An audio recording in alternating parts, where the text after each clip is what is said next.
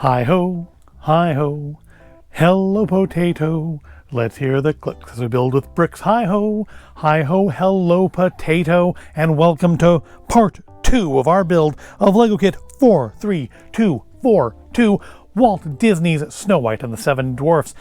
In part 1, we built bags 1 through 7, which should take us halfway through. And if you look at the little booklet here, according to Snow White, we're just a little bit less than halfway through. But we are halfway through the bags, if not halfway through the steps. We're at step 195 on the build, or actually it has to be 196 on the build of the cottage itself.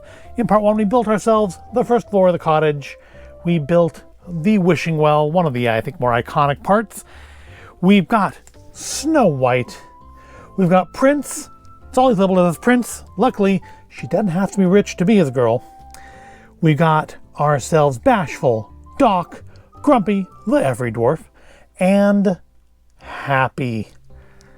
And I was wondering, are the dwarves related to each other, or are they like some like Lord of the Rings D&D dwarves that have just kind of struck off on their own and decided to mine shiny gemstones instead of, fight orcs? Flipping around here, you can see we've got ourselves a light up fireplace. If I remember how to turn it on, there we go. We've got me knocking pieces off because it's just that kind of set. I think that went there. We'll fix it if we find out it didn't. We've got the little piano. And this is actually hinged, so it can be opened up like this. It's not actually meant to be, it just does not want to come apart. It's not meant to be put together yet. There's nothing holding this piece in place. I just thought it would look good to end the last part by putting the two halves together, but technically these should still be separate. Yeah, there's the inside of the first half. Obviously we'll be building ourselves another dwarf as we get into bag number 8 here. And then somewhere there is the Evil Queen in disguise to be built still. That's a very nice set. Gives me, I think I said in the first part, it gives me very much the vibes of Bilbo's home from Lord of the Rings. It's going to be, that kind of a set where it's very detailed inside, but it's still just kind of a very glorified facade. I do like how we've got the boards on the side here. They're just kind of loose, which is unfortunate, if you get knocked. But this is a display set. It's going to go up on a shelf. It's not going to get knocked very often, other than maybe the once a decade who bother to go up there and dust it down.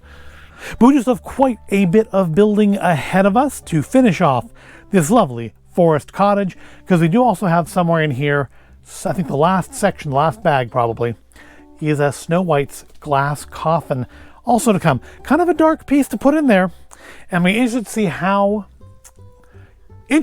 to see how it accommodates the fact she has dress legs instead of proper legs so that she can lay down flat, because she does have her, if you can get her hair off, does have her dead face right there. So yeah, it's meant to be put in there. Very rubbery hair. It's not hard plastic like everybody else here. She has like a very rubbery head. The rest of them have like hard, like extruded plastic. So yeah, nothing much else to say about it. I'm enjoying it so far. Putting the chairs together was a little repetitious because there are 7 of them. And of course, I did mention in the first video that I don't like that the dwarves do have the very good, or rather the very bad, unfortunate, poor, never should be made, unbendable children's legs. Don't like them. They don't need to exist anymore, yet they keep putting them on things. But that's enough complaining. We have some building to do. We have a tree has to go here. We've got a whole second floor to build. We have the rest of the first. Well, I guess that's mostly the roof. It's going to be there, huh? And we have a glass coffin, and we have 3 more dwarves and an evil queen. So enough talking. Let's get on to the fast forward.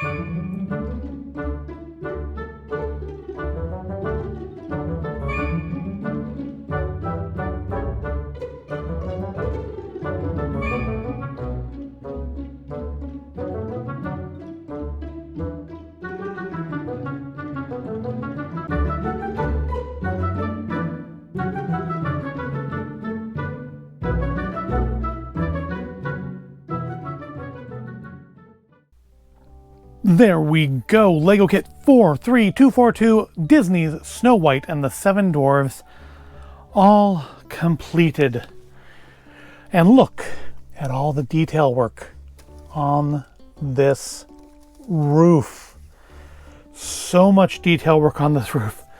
So many little 1x2 pieces, repetitive 1x2 pieces. I do like that the book actually warns you. Let's see if I can find one of the pages. Actually warns you about the fact you're going to be dealing with so many of the same 3 1x2 pieces that it warns you not to just dump them into one big pile and end up all grumpy, but to sort them out and end up all dopey. You know, there's a dwarf called Happy, isn't there? Aren't one of these fellas happy? This little guy right here, Happy. Wouldn't it have made more sense to show Happy keeping things nice and sorted instead of dopey? Because your options are to either be frustrated or dumb. But we got there in the end. I'll keep trying to keep them at least a little bit separate piles. Was actually very helpful when it came to that, because you do kind of go back and forth between these kind of slanted pieces going up and down each row of the roof. But we are done now. Before we get on to the actual cottage, let's check out, I think, one of the most interesting parts of this, which is the glass coffin. Some nice trees about it. We got all of our trees in the second half here, but I wondered how they were going to do this. Oh, it's on the top. And the answer is that it's kind of a rounded thing in here, because not only do they need to account for the dress legs, but they need to account for her collar as well, which also would prevent her from lying flat. So yeah, it just kind of goes in the cavities created by those, and then we just have the bottom half of the coffin to just easily put into place. I think it's actually very impressive. Which kind of actually now makes me sad that the dwarves don't have sad faces. So you can't have them gathered around the coffin like in the film, looking all sad. They gather around looking, except for Grumpy, all fairly happy. I mean, you have Sneezy in mid-sneeze, or you can have him, I guess, inhaling to sneeze. And then I initially thought, who did I think? Oh, I thought Sleepy was Sneezy, because I thought that was him sneezing, not snoring. And I thought that was just, his eyes look at that because of allergies, because he's been sneezing a lot, not because he's tired. I totally confused myself over, well, I thought that was Sneezy right up until I actually saw Sneezy. Oh, that's Sneezy. That must be Sleepy. And then I looked at the box, and sure enough. But of course, we have our evil queen. Was it Grimhilda, I think I said her name was? So we have her in her disguised form, as well as her collectible minifigure normal queen form. Pretty nice. I do think the hair on the shirt doesn't quite work. I don't know, it doesn't quite fit right to me. The apple does nicely kind of squeeze into the rubbery basket so it doesn't fall out. There's plenty of non-fastened down stuff in the set. We didn't need more on the minifigures, and there is a lot of stuff in the set that is not fastened down. Namely, mostly the gemstones. We have some over here in the little gem sorting station. If I can get that actually on camera. Maybe if I tilt the camera down a little bit, we can put that on the camera. There we go. Yeah, we have our little gem sorting station here, which I think this is actually kind of nicely done. But yeah, this are all going to fall out. Oh, no, knocked the chair loose. And then up here in the attic area, we have some gemstones in the chest. And there are extra gemstones. So, I mean, if you want to really make this overflow, there are some extras. Because, they're small pieces. There's extras, I think, of every color, especially this one. This actually is a new one to me. It's that kind of pearlescent color. I think I first saw this in the mini Disney 65th Castle for Disney World. I like that color. There's like one in there and like one in there. Just one. I don't know why. But I wanted to keep one. I was going to stick the other one in there, but I wanted to keep it out to look at it. Just because I like that kind of pearlescent color. It's nice. But yeah, I think there's an extra gem of each color here that, you know, you can do something else with.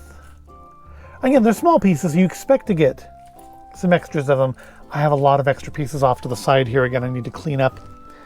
But there's like some in the barrel here. There's plenty of places from the fallout. Plenty of things to lose on this set. Which is funny because things like the utensils and the cups stuff and the bread, even the bread's fastened down. But we have all these loose gemstones that are just like begging to fall out as you move this. And speaking of falling out while you move this, let's turn it very carefully, is this side of the roof. So all the other bits of roof clicked into place. They actually have like little prongs that fasten down. Not this one. This one just sits there. Now I know that's so that you can get in here and see this area, like we're doing now and looking at the beds. Of course, you can also open this up from the other side. Also, nice little spider and a sock over there. I didn't realize putting that together that was supposed to be a sock. It wasn't until like later on when I saw it from a different angle, like, oh, it's a sock. Because yeah, from this side you can't see into the bedroom, which is unfortunate because Doc's bed is facing, you can't like see any of the beds. Like our last 7 decals, which are all the ends of their beds, all face in a way that you will never, ever again see them. I mean, they're there. Kind of like the grumpy pancake or whatever that is down here on the first floor that we put together on the first part. You're never going to see it again unless like something horrible happens to your display.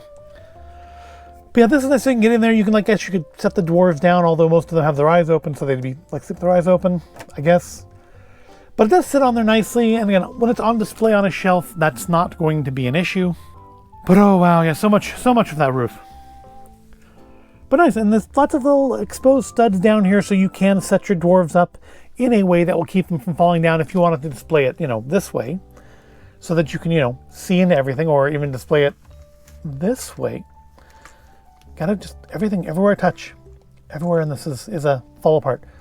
Could display it like this if you wanted to again look into everything.